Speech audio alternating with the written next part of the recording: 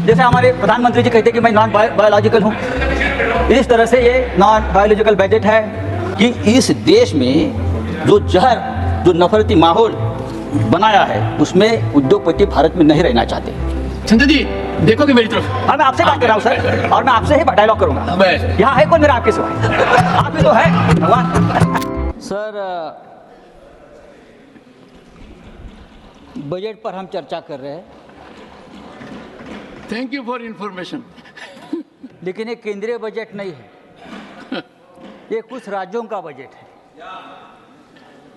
क्योंकि इस बजट से महाराष्ट्र गायब है, इस बजट से तेलंगाना गायब है, हरियाणा गायब है, केरल गायब है, तमिलनाडु गायब है, पंजाब गायब है, उड़ीसा गायब है, हाँ, दिल्ली गायब है। तो लगभग इस देश, पश्चिम बंगाल गायब है, झारखंड गायब है। तो ऐसे बजट को हम केंद्रीय बजट, यूनियन बजट कैसे कह सकते हैं सर? बात ऐसी है कि इसलिए मैं कहता हूं कि ये सामान्य बजट नहीं है, ये नॉन बायोलॉजिकल बजट है। दिस इज नॉन, जैसे हमारे प्रधानमंत्री जी कहते हैं कि मैं नॉन बायोलॉजिकल हूं, इस तरह से ये नॉन बायोलॉजिकल बजट है। कैसे बनाया, कहाँ से बनाया, किसके लिए बनाया, उसके लाभार्थी कौन है, क्या है।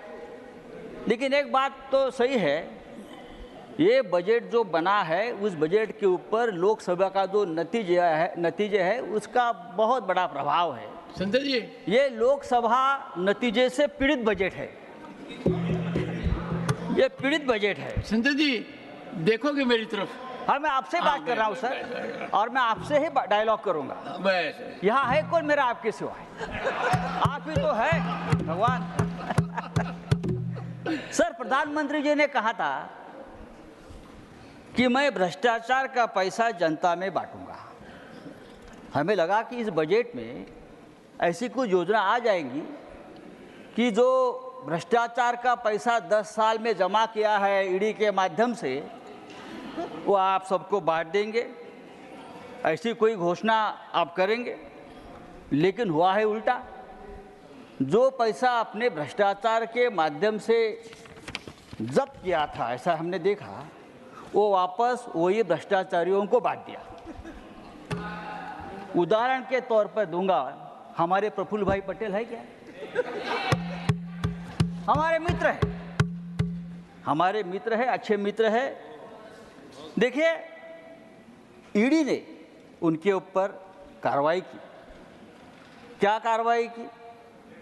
उनके ऊपर ये इल्जाम लगाया। संजय जी आपने कहा मेरी तरफ, हाँ, मैं आपकी तरफ भी देख रहा हूं। आप उधर देख रहे हो। ईडी ने, भाई चेयरमैन सर, ईडी, सीबीआई हमारे सबके पीछे लगा दिया, उनके पीछे भी लगाया। बेचारे हमारे मित्र रहे। उनके ऊपर क्या आरोप था? दाऊद के एक साथी है इकबाल मिर्ची, मनी लॉन्ड्रिंग के माध्यम से प्रफुल्ल भाई ने उनकी प्रॉपर्टी खरीद ली। ईडी आ गई, ईडी ने चार्जशीट डाले, ईडी ने उनका प्रॉपर्टी जब्त किया। 180 करोड़, कम नहीं, 180 करोड़, 180 करोड़ की प्रॉपर्टी ईडी ने जब्त की। और क्या हो गया? हमारे प्रफुल्ल भाई परेशान हो गए। ऐसे बहुत प्रफुल्ल भाई देश में है, यहाँ ही 10 है, परेशान हो गए। तो प्रफुल्ल जी ने क्या किया?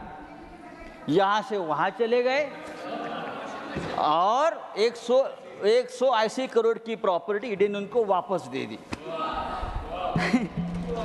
एक अच्छी योजना है, सरकार ने शुरू की। यहाँ से वहाँ चले गए, दो चेयर, तो 180 करोड़ की प्रॉपर्टी ईडी ने तुरंत क्लियर कर दी और उनको दे दी। भाई हमको भी ईडी ने हमको अरेस्ट किया, हमारा कोई गुनाह नहीं था।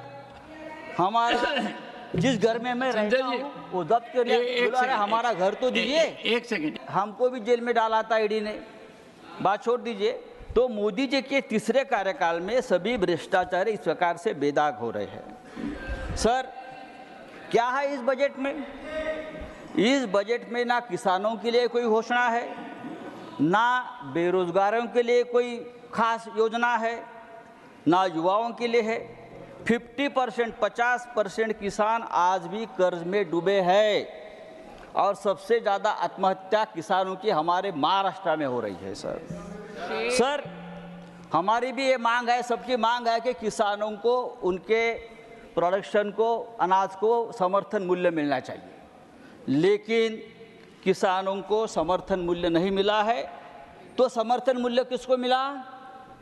सरकार ने सत्ता का समर्थन मूल्य चुकाया है और वो समर्थन मूल्य मिला है बिहार के नीतीश बाबू को, आंध्र के चंद्रा बाबू को। उनको समर्थन मूल्य जरूर मिला है, लेकिन किसानों को समर्थन मूल्य नहीं मिला है। समर्थन मूल्य, minimum support price, minimum support price किसको मिला है? समर्थन मूल्य मिला है। सर देखिए, एक अच्छा मुद्दा राजीव जी आपने जो है किया है कि बहुत से उद्योगपति देश छोड़कर जा रहे हैं। बहुत से उद्योगपति इसलिए कि इस देश में जो जहर, जो नफरती माहौल बनाया है, उसमें उद्योगपति भारत में नहीं रहना चाहते, वो विदेश में जा रहे हैं। पिछले 8 सालों में भारत से हजारों उद्योगपति देश छोड़कर चले गए हैं। प्लीज राउंड अप अमेरिका में, और वहां जाकर अपनी इन्वेस्टमेंट कर रहे हैं। 6 लाख करोड़ से ज़्यादा इन्वेस्टमेंट अमेरिका में हुए हमारे लोगों की तरफ से, और वहाँ 5 लाख रोजगार हमारे लोगों ने वहाँ दिया है। Sir thank you mister Sanjay Raut.